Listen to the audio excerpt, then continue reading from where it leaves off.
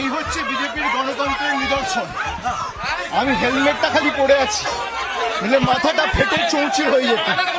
আপনি দেখুন, পুলিশকে বলার পরেও হোয়াটসঅ্যাপে কমিউনিকেশন করা হয়েছে, ফোন করা হয়েছে, কোন রকম ফোর্সের ব্যবস্থা নেই, কিচ্ছু নেই।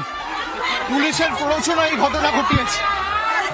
আমি হাইকোর্টে যাব, পুরো ঘটনা আপনাদের রেকর্ডেড রয়েছে। আর এখানে ইট, পাটকেল, পাথর। আমি বাংলাদেশি, অভিষেক বন্দ্যোপাধ্যায় ব্রাহ্মণ সন্তান, আমি বাংলাদেশি, আর এরা ভারতীয়।